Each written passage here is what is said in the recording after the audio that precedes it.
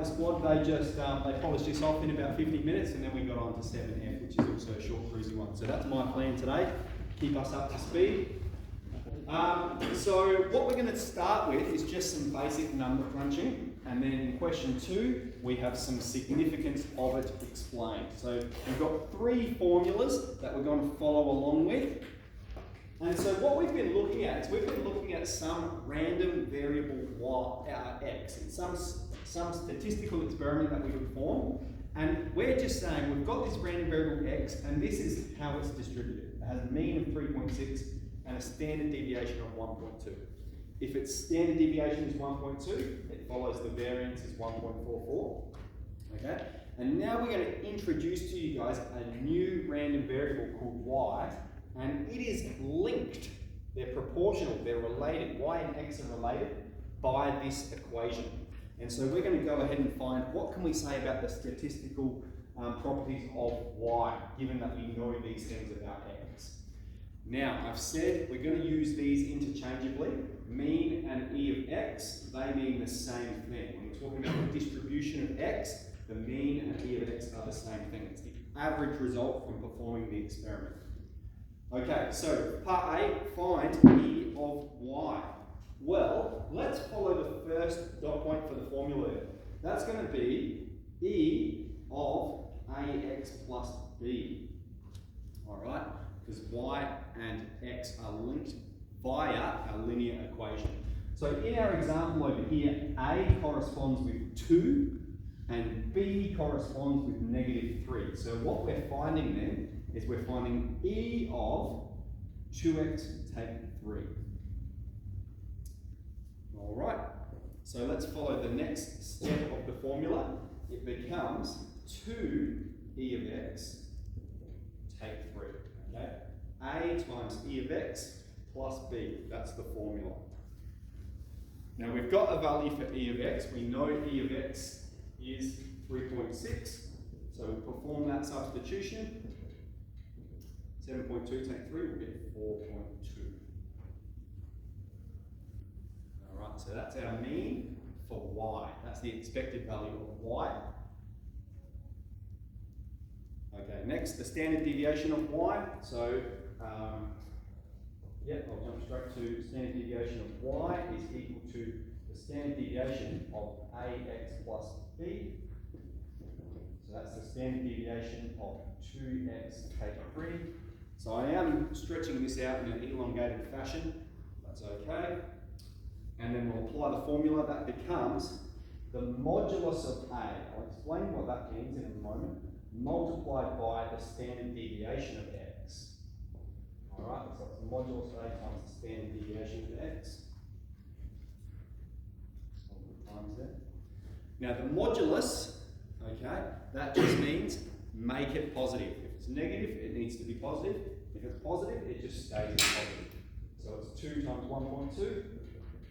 Our standard deviation for y is 2.4.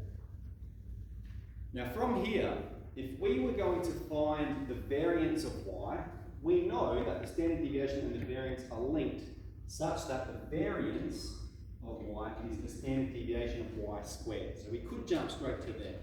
Okay, but nonetheless, I'm going to use the second formula, okay, which is, so that's going to be the variance of ax plus b. Okay, write it out as I have been. So that's going to be the variance of 2x take 3, and it is equal to a squared times the variance of x. Now, a is 1.2. Sorry, a is 2. 2 squared times the variance is 1.44. So we have 4 times 1.44. We got what, 5.7? 5.76. Alright, so just a bit of number crunching there. We're finding out information about y, given we know how it relates to the variable x. Alright, so number crunching. Okay, now let's look at some significance of it. So here's a practical example. We have Sherlock is a detective. he makes $10,000 per month plus $2,000 for each crime solved. He knows that the number of crimes solved each month X follows the discrete probability distribution presented here. Okay. Part A, find K. Well, we know that the sum of all these probabilities has to be 1. We've done this. We've done this relentlessly, so we're very good at this. Plus 0.36 plus 0.2 plus 1. So what will we have? K plus 4.76 and 0.24. Alright, so that's part A done. Part B, find E of X and explain its meaning. E of X is the expected value of the distribution. It's the sum of each value times the probability. Now, we can use our calculator or we can write it out and put it in run rate in our calculator. They probably take about the same amount of time, really. I think using the statistics mode on your calculator, you can more clearly see all the information, so you're less likely to make a mistake. And it's sort of less brain power. So when I evaluated this, I got 1.96. E of X is 1.96. Okay, so we've evaluated E of X. We can't answer part B, but it does say, state its meaning. Okay, what is the random variable X? That's the number of cases solved per month. It could be 0, it could be 1, it could be 2. And the expected value is 1.96. So on average, we expect Sherlock to say solve 1.96 cases per month.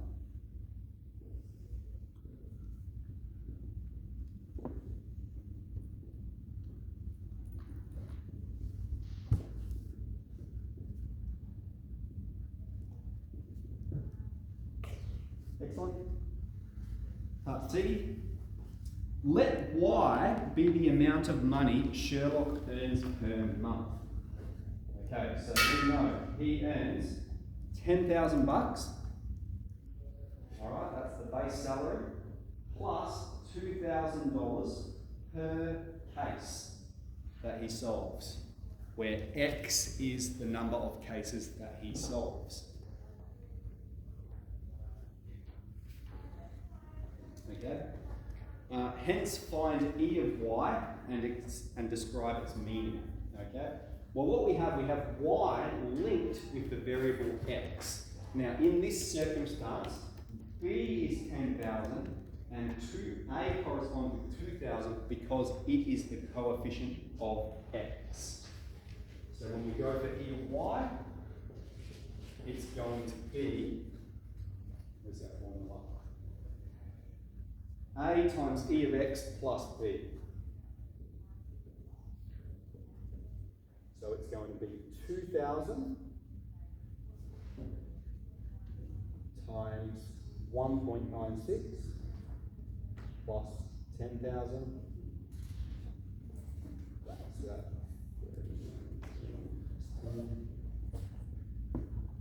13,920. Okay, so what is this value represent?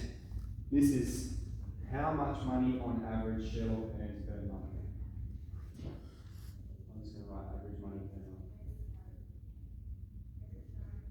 Now, in reality, Sherlock is never going to earn $13,920 a month.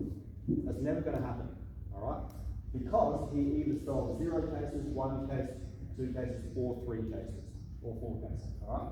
So in reality, he's never going to earn that much, but on average, okay, averaged across the whole year, across all the time, that's how much he earns per month. Splendid. So let's have a go at E.